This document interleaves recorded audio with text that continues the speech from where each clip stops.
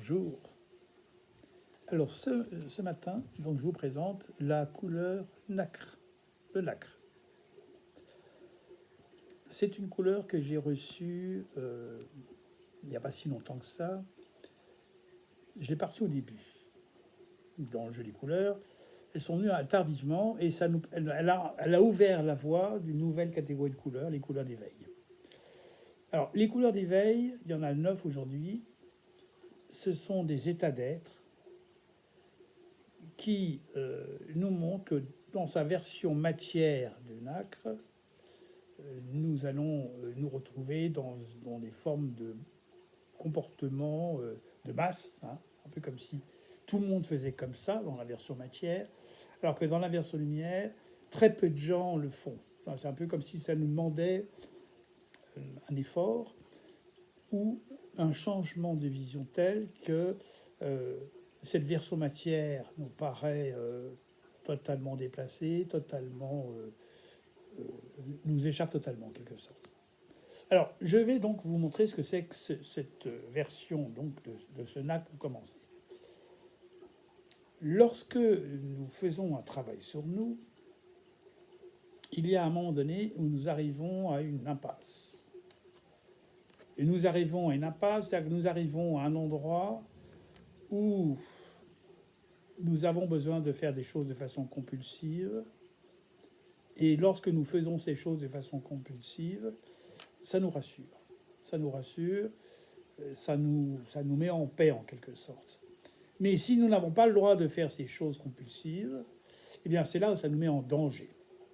Alors c'est ce que nous raconte Douglas Harding. Douglas Harding, c'est un éveillé, c'est un Anglais qui est décédé il y a peut-être une vingtaine d'années. Et il parle de faire le parc à jouer. Le parc à jouer, c'est en quelque sorte s'offrir un espace dans sa vie, dans sa journée, où personne ne vient nous déranger en quelque sorte.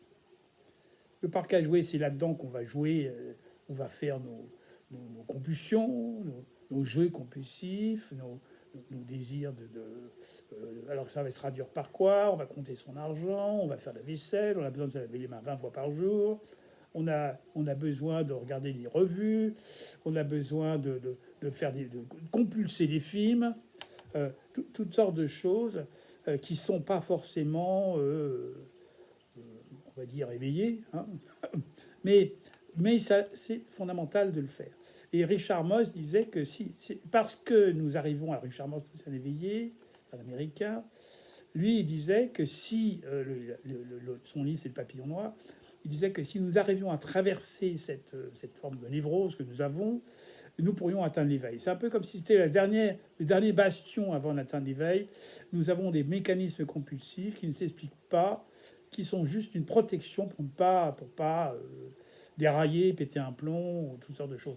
Et donc, justement, la couleur nacre va nous parler de pétage de plomb. Alors, le pétage de plomb, c'est toutes les fois où nous allons trop loin, nous allons au-delà de notre compréhension, au-delà des choses. Donc voilà, donc ce nacre, ça c'est donc le fond. C'est pour ça que je dis dans les textes du nacre que c'est la couleur de la difficulté fondamentale. Notre difficulté fondamentale, c'est que nous avons un mental et qui va toujours tourner en boucle et qui va nous calmer. Lorsqu'on fait quelque chose qu'il aime bien faire, on va se calmer en quelque sorte. On va arrêter de tourner dans tous les sens, on va arrêter de tout expliquer, on va arrêter de se faire toutes sortes de plans. On va commencer à accepter la réalité telle qu'elle est en quelque sorte. Eh bien, donc cette version du nacre, c'est cette notion-là. Alors maintenant, si je reprends ce que c'est que le nacre, comment est-ce que le nacre se fabrique, hein? Lorsque vous voyez un coquillage, tous les coquillages n'ont pas de nacre. Certaines gîtes ont du nacre, de la nacre dans la structure. Et en réalité, comment se fabrique le nacre? Eh bien, vous avez un intrus qui va entrer dans la coquille, quelqu'un qui a un intrus, un insecte, une petite araignée, enfin dans l'eau bien sûr, et ça va, cet intrus va donc gêner le mollusque, hein. Et il ne peut pas lui dire écoute va-t'en parce que lui ne peut que s'ouvrir ou se fermer, elle ne peut pas ouvrir un petit peu et puis souffler l'intrus qui va entrer. Donc dès que l'intrus est entré, il est entré. Eh bien le mollusque va sécréter une forme de bave, en quelque sorte, qui va se coller sur la paroi de l'huître et qui va enrober l'intrus. L'intrus va être enrobé de cette substance. Et cette substance va faire comme une perle, en quelque sorte. Alors, et cette perle ne pourra pas adhérer à la coque, à la coquille, à l'intérieur, puisqu'il reste la même substance qui est là. C'est un petit peu. Alors, au niveau symbolique, imaginez donc un intrus entre en nous, et nous allons le protéger, et nous allons nous en protéger. Hein. Voyons par exemple quelqu'un qui va nous dire quelque chose sur nous, euh, et nous allons penser que cette vérité est vraie. Eh bien, dans le NAC, nous allons l'enrober de pourquoi pas, de bon, bah oui, c'est peut-être vrai, c'est peut-être faux, mais nous allons faire en sorte que cette pensée ne nous abîme pas, n'adhère pas à qui nous sommes, et nous allons la laisser tourner en nous, mais sans y attacher d'importance, sans la considérer comme vraie, même d'ailleurs. Donc le NAC, eh bien, cette notion de diplomatie, c'est ça. C'est bon, tu crois, c'est peut-être vrai, peut-être pas vrai. Bon, c'est un peu comme si ça disait que nous avions à nous détacher de l'impact possible de cette pensée qui pourrait être destructrice. Vous voyez le concept. Alors, dans cette version matière, version lumière, la version matière du NAC va nous dire que un intrus est entré, il faut s'en méfier. D'où diplomatie. Il va falloir qu'on dise pas les choses, qu'on fasse semblant, que l'on vous dise oui, mais sans pour autant dire non, sans pour autant y aller. Hein. Donc le nacre matière va nous parler d'une forme de diplomatie avec cet étranger qui est là, de manière à éviter qu'il pousse la porte laquelle il ne faudrait pas qu'il y aille, il ne faudrait pas qu'il entre dans la maison, il ne faudrait pas qu'il vienne nous embêter. Donc on va avoir toutes sortes d'attitudes pour le calmer, pour l'empêcher de nous nuire. Ça, c'est donc une version matière. Vous voyez cet état. Donc c'est donc alors la version matière de la couleur, c'est une vision des choses qui n'est pas une expérience, mais c'est plutôt une protection. On peut dire que le nacre matière se fait toutes sortes d'idées à propos des autres et va donc chercher à s'en méfier. Mais cet acte de compulsion qu'il a, il va être nécessaire, nous avons besoin de l'avoir, puisque c'est un système de survie en quelque sorte. Ça nous permet, lorsqu'on ne va pas bien, de nous échapper en quelque sorte. Alors que dans cette version lumière, le NAC va nous dire, voilà, je prends du recul, je m'aperçois bien qu'il y a quelque chose en moi qui me gêne, que j'ai besoin de faire de façon compulsive, et après ça, je vais mieux. En fait, je vois qu'il y a quelque chose en moi qui peut me gêner, et donc j'ai à prendre ce recul avec moi-même, pas avec l'autre, mais avec moi-même. Et donc c'est cette vision double. Je vois que je ne suis pas la chose qui m'anime. Je vois que cette compulsion qui est en moi, je ne suis pas elle, mais je l'ai. Mais je ne suis pas elle. C'est un peu comme si ça me demandait de pratiquer la vision double. Je vois les pensées que j'ai, mais je ne suis pas celle-ci. Hein, c'est comme si c'était une perception de la réalité. Je vois que je suis dans ceci, mais je ne suis pas cela. Vous voyez cela, hein. La diplomatie va nous dire que nous avons à être méfiants. Méfiants, oui, ou en tout cas réalistes.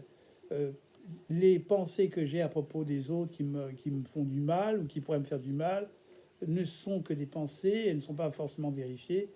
Et à la limite, bon, j'ai à me protéger de moi-même et pas des autres. J'ai à ne pas aller en fréquenter des gens qui ne sont pas bons pour moi. J'ai à calmer la partie en moi qui pourrait penser que l'autre pourrait être nuisible. Vous voyez, donc ce nacre c'est de la dentelle avec soi-même. Hein. Alors j'ai l'habitude de dire que le nacre, c'est aussi la couleur du chaman, c'est celui qui a une vision, il voit. Je vois dans quoi je suis, je vois que la réalité qui est à l'extérieur n'est pas ce que je suis. Je vois que finalement je ne peux être que neutre par rapport à tout ce qui peut se passer. Qu'est-ce qui est vrai, qu'est-ce qui est faux. J'ai à me détacher du sens des choses. Hein. Le nacre, c'est la neutralité. Il y a une image qui est intéressante qui montre que c'est avec le nacre aussi, le sens des choses. Imaginez que vous soyez en montgolfière, au-dessus d'une gare, et vous voyez un train dans la gare. Est-ce que le train, quel côté il va aller le train? Est-ce qu'il va aller à droite, à gauche, hein? Qu'est-ce qui est vrai? Où est l'avant, où est l'arrière? Lorsqu'on essaie de se repérer sur une carte, l'Est et l'Ouest, oui, ça dépend. Si je suis aux USA, l'Est, c'est pas le même Est que si je suis en Europe. Le- le- les USA sont à l'Ouest euh, de l'Europe, hein, mais l'Europe est à l'Est de. Donc en fait, ça, tout dépend où on est, tout dépend de là où je suis, hein. C'est comme le GPS. Le GPS, ben oui, où est-ce que je vais aller? Ben, d'où est-ce que je pars? Donc, mais en même temps, tout dépend d'où je pars pour voir l'autre, pour voir une réalité, pour d'où est-ce que je pars.